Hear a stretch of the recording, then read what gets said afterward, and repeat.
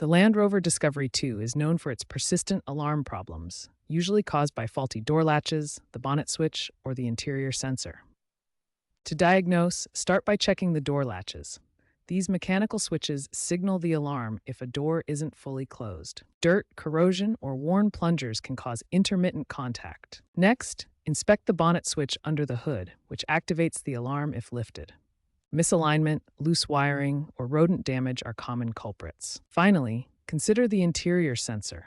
Its sensitivity can trigger false alarms from pets or movement inside the vehicle. Using an OBD2 scanner to monitor the alarm system's ECU can help pinpoint the fault without disassembly. Clean door latches with contact cleaner and lubricate with dielectric grease to remove dirt and corrosion. Replace faulty bonnet switches with aftermarket OEM equivalent switches for reliable operation. Adjust the interior sensor's sensitivity or replace it with a programmable module to prevent false triggers from movement or vibration. Retrofit IoT-enabled alarm systems for advanced diagnostics and remote control via smartphone integration. Access community resources like online forums for detailed guides and troubleshooting tips shared by fellow Discovery 2 owners.